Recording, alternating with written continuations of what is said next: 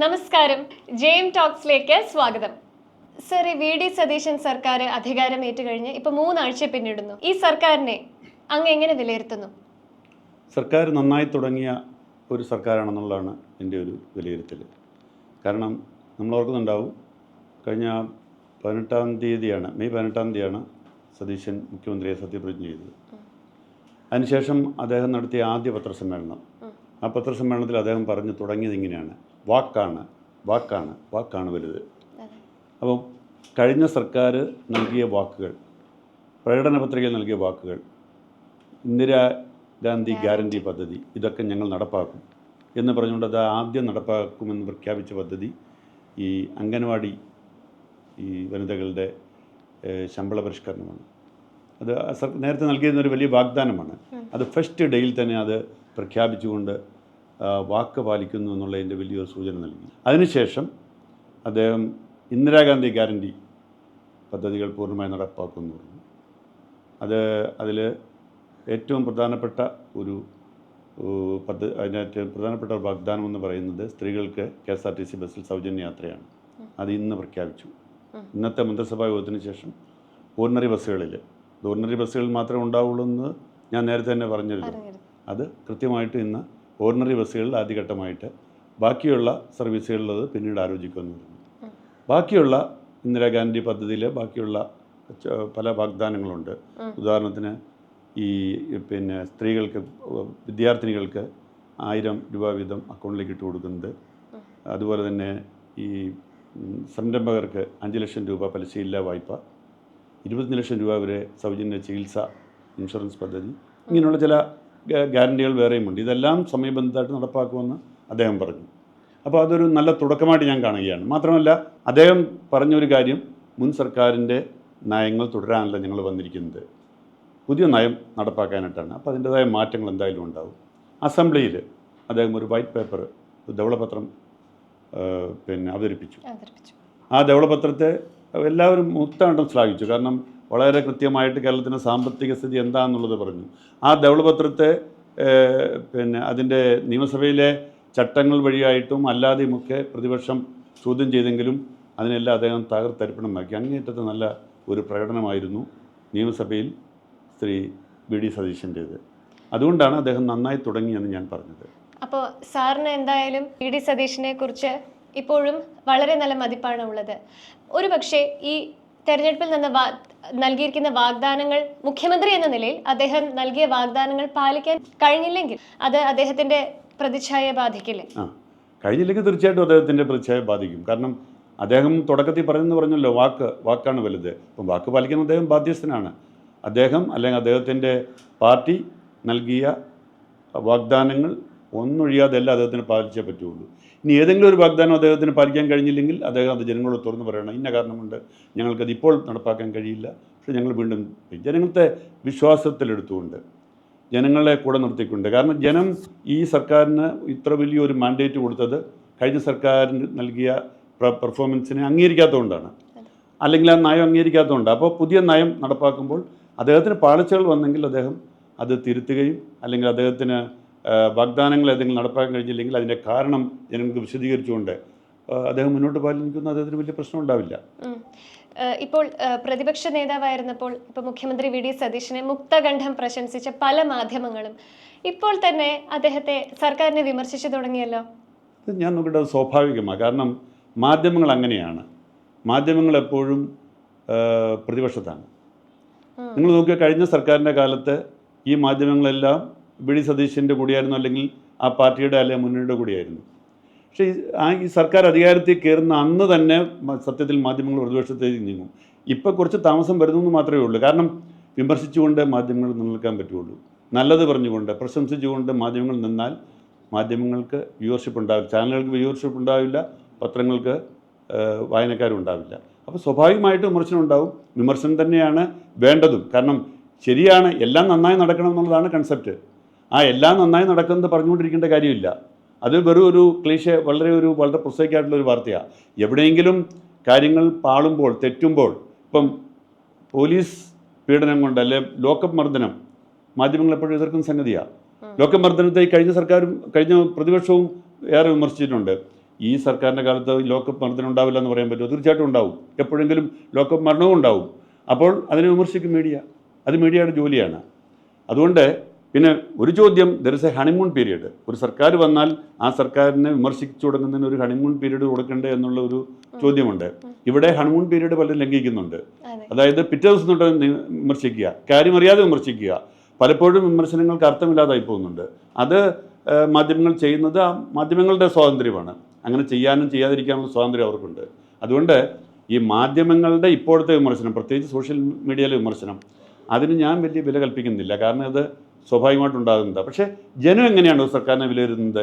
ഇന്ന് മാധ്യമങ്ങൾ കാണുന്നത്, ഇന്ന് ഏതെങ്കിലും ഒരു മാധ്യമം എഴുതാണ് വി ഡി സതീശൻ വാഗ്ദാനങ്ങളൊന്നും പാലിക്കുന്നില്ല, വി ഡി സതീശൻ പിണറായി വിജയനെ പോലെയാണ്, വി ഡി സതീശൻ പിണറായി വിജയൻ്റെ അപ്പുറമാണ് എന്നൊക്കെ പറഞ്ഞിട്ട് വേണം മാധ്യമങ്ങൾക്ക് പറയാം. അതുകൊണ്ട് കേരളത്തിലെ ജനങ്ങളെല്ലാം അങ്ങനെയാണല്ലേ വി ഡി സതീശൻ, ഞങ്ങളത് അറിഞ്ഞില്ലല്ലോ, ഇപ്പം മാധ്യമങ്ങൾ അങ്ങനെ പറയുന്നല്ലോ എന്ന് ജനം കരുതത്തില്ല. ജനത്തിനും മാധ്യമങ്ങളെക്കുറിച്ചൊരു വിലയിരുത്തലുണ്ട്. മാധ്യമങ്ങൾ ഇങ്ങനെ പറഞ്ഞുകൊണ്ടേയിരിക്കും. പക്ഷേ മാധ്യമങ്ങൾ പല ദിവസങ്ങളായിട്ട് പറയുന്ന കാര്യങ്ങളെ ജനങ്ങളുടെ ഒരു അഭിപ്രായ രൂപീകരണം ഉണ്ടാവും. അതാണ് ശരി. ആ ശരികളാണ് അന്തിമമായിട്ട് തെരഞ്ഞെടുപ്പിൽ ജനങ്ങളുടെ വിലയിരുത്തലാകുന്നത്. അതിൽ വലിയ തെറ്റ് വരത്തില്ല. ഇതാണ് എനിക്കിതേക്കുറിച്ചുള്ള. ഇപ്പൊ നമ്മളിപ്പോ സംസാരിച്ചത് മാധ്യമങ്ങളെ കുറിച്ചായതുകൊണ്ട് സാറ് കഴിഞ്ഞ ദിവസം ഒരു വീഡിയോ ചെയ്തിരുന്നു. ഇപ്പൊ സെക്രട്ടേറിയറ്റില് സന്ദർശകർക്ക് കഴിഞ്ഞ പിണറായി സർക്കാരിന്റെ കാലത്ത് 10 വർഷം വിലക്ക് ഏർപ്പെടുത്തിയിരുന്നു, സാറിന്റെ എക്സ്പീരിയൻസസും എല്ലാം വെച്ചിട്ട്. അപ്പോൾ വി ഡി സതീശന്റെ സർക്കാർ വന്നപ്പോൾ ആ വിലക്ക് നീക്കിയതിനെ സാർ അഭിനന്ദിച്ചിരുന്നു. പക്ഷേ ഇപ്പൊ വീണ്ടും അവിടെ നിയന്ത്രണം വന്നല്ലോ. നിയന്ത്രണങ്ങൾ വരുന്നു എന്നൊരു ആരോപണം. ഒരിക്കലും ഒരു സെക്രട്ടേറിയറ്റിൽ ഒരു ഭരണകേന്ദ്രത്തിലും അങ്ങനെ പൂർണ്ണമായി തുറന്നിടാൻ പറ്റില്ല. അന്ന് ഞാൻ പറഞ്ഞത് പൂർണ്ണമായിട്ടും ഒരു അയൺ കർട്ടൻ വെച്ചുകൊണ്ട് അവിടെ മൊത്തം കെട്ടിയടച്ചിരുന്ന ഒരു സർക്കാരിൽ നിന്ന് ജനങ്ങൾക്ക് ഒരാഴ്ചത്തേക്ക് തുറന്നു കൊടുത്തിരിക്കുകയായിരുന്നു ഫ്രീ ആയിട്ട്. അങ്ങനെ ഒരു ഇന്ത്യയിൽ ഒരു സെക്രട്ടേറിയറ്റിനും അങ്ങനെ പൂർണ്ണമായി തുറന്നു കൊടുക്കാൻ പറ്റത്തില്ല. അതിന് ടൈം വെക്കണം, പാസ് വയ്ക്കണം. പക്ഷെ അത് കഴിഞ്ഞ സർക്കാരിൻ്റെ ഇതുപോലെ ആവരുത്. അതുകൊണ്ട് എൻ്റെ ഇത് ആദ്യത്തെ ഒരാഴ്ച ഫ്രീ ആയിട്ട് ആർക്കും കയറാമെന്നുള്ളൊരവസ്ഥ വന്നു. പക്ഷെ അങ്ങനെ പോയാൽ അവിടെ പഠനം നടക്കത്തില്ല. മന്ത്രിമാർക്ക് സ്വസ്ഥമായിട്ട് ജോലി ചെയ്യാൻ പറ്റില്ല, ഉദ്യോഗസ്ഥന്മാർക്ക് ജോലി ചെയ്യാൻ പറ്റത്തില്ല. അപ്പോൾ അതൊരു നിയന്ത്രണം വരും. അതിനകത്ത് യാതൊരു സംശയമില്ല, നിയന്ത്രണം വരണമെന്ന് എൻ്റെ അഭിപ്രായം. പക്ഷേ ആളുകളെ അപമാനിക്കുന്ന പോലുള്ള നിയന്ത്രണം വരരുത്, ആളുകളെ ആക്ഷേപിക്കുന്ന പോലുള്ള നിയന്ത്രണം വരരുത്. ഞാനത് അനുഭവിച്ചിട്ടുണ്ട്. ഒരു ജേർണലിസ്റ്റായ അല്ലെങ്കിൽ പത്രപ്രവർത്തകരായ മാധ്യമപ്രവർത്തകരായ പലർക്കും അവിടെ ആക്ഷേപകരമായ രീതിയിൽ പുറത്തു നിൽക്കേണ്ടി വന്നിട്ടുണ്ട്. അത് വരാൻ പാടില്ല. പാസ് വയ്ക്കട്ടെ, പാസ്സുള്ള മാധ്യമപ്രവർത്തകർ ഇവിടെ കയറട്ടെ, പാസ് ലഭിക്കാത്തവർക്ക് പാസ് മേടിക്കട്ടെ അവർ. അതുപോലെ പൊതുജനങ്ങൾക്കൊരു സമയം നിശ്ചയിക്കട്ടെ. പക്ഷേ എല്ലാവർക്കും സ്വാതന്ത്ര്യം. ഈ സർക്കാർ, ഈ ഭരണം, ഈ സെക്രട്ടേറിയറ്റ് ഞങ്ങൾക്കും കൂടെ ഉള്ളതാണ്. ഞങ്ങൾക്കും ഇവിടെ പ്രവേശനം കിട്ടും, ഞങ്ങൾക്ക് മന്ത്രിമാരെ കാണാം, ഞങ്ങൾക്ക് ഉദ്യോഗസ്ഥന്മാരെ കാണാം എന്ന ഒരു വിശ്വാസം ആളുകൾ ഉണ്ടാക്കിയെടുക്കുക എന്നുള്ളതാണ് പ്രധാനം. അത് ഒരു നിയന്ത്രണം വെച്ചുകൊണ്ട് തന്നെ മുന്നോട്ട് പോകണം. പക്ഷേ പഴയതുപോലെ ആവരുത് എന്നുള്ളതാണ് അതിനെക്കുറിച്ച് എൻ്റെ നിലപാട്.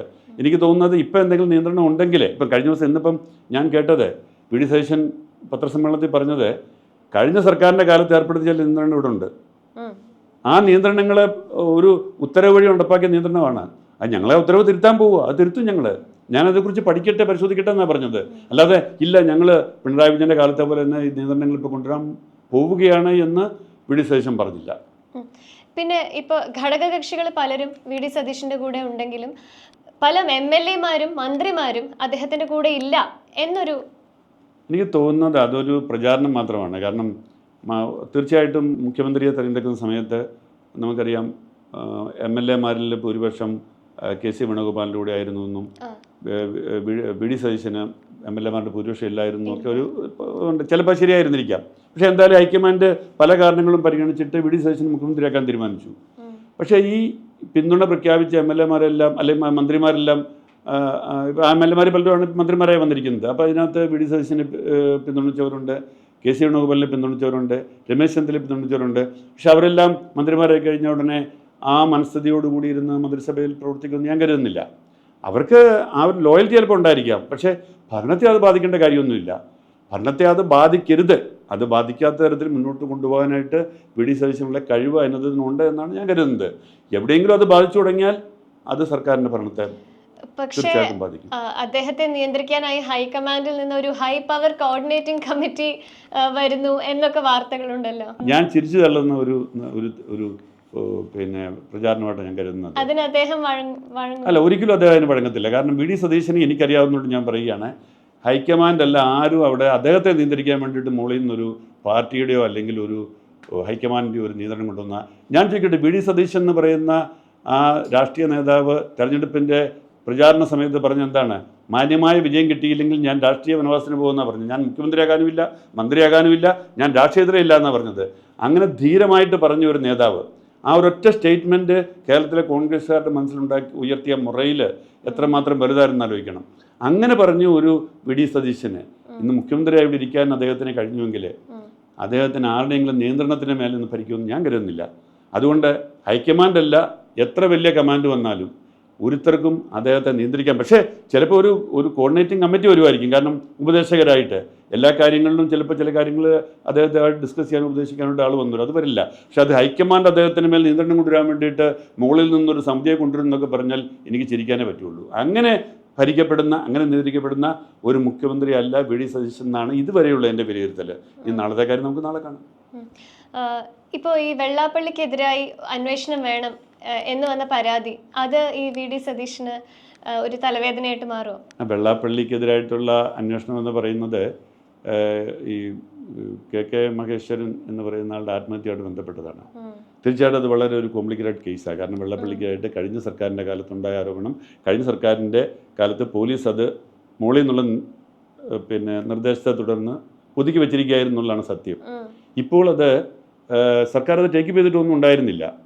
അപ്പോൾ പക്ഷേ VM സുധീരനെ പോലെ വളരെ പ്രമുഖനായ ഒരു നേതാവ്, ഈ അദ്ദേഹത്തെ എനിക്ക് തോന്നുന്നത് മഹേശ്വരൻ്റെ ബന്ധുക്കൾ പോയി കണ്ടെന്ന് തോന്നുന്നു. അദ്ദേഹം അതേക്കുറിച്ച് ശരിക്കും പഠിച്ചിട്ടുമുണ്ട്.